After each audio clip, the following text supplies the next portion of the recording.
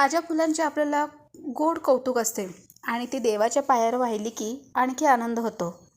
फुले घेताना ती माझी असतात, पण देवाला वाहिली की त्याची होतात. किती शांतपणे आपण हे स्वीकारतो, अगदी अलिप्त होतो.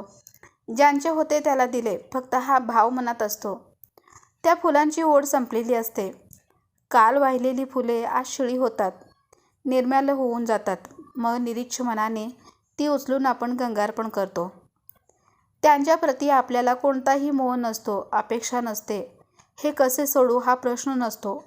पुन्हा त्यांची आठवणी येत नाही. अगदी तसेच आपली दुःखे त्यांच्या चरणावर व्हायची आणि शांत होऊन जगायचे. त्यांच्याप्रती कोणतीही भावना बांधून ठेवायची नाही. आतापर्यंत जी माझी दुःखे होती ती आता त्यांची झाली, त्यांचा कसला विचार करायचा. आणि कालची दुःखे तर आज निर्माल्य झाली, त्यांचा मोह नाहीच धरायचा. त्यांना कवटाळून बसण्याचा काहीच उपयोग नसतो. शिळ्या फुलाप्रमाणे मग ती सडायला लागतात आणि मग मनाला पोखरायला लागतात. म्हणूनच जोपर्यंत ती निर्माल्य आहेत तोपर्यंतच गंगार्पण करून मोकळे व्हायचे. आज पेरण्यासाठी आपण आनंद आणू. धान्याची पेरणी करताना जशी जमिनीची मशागत करतात तशी मनाची साफसफाई करू आणि तिथे आनंद पेरूया. तो शेतपटीने उगून येतो, त्याची जोपासना करू.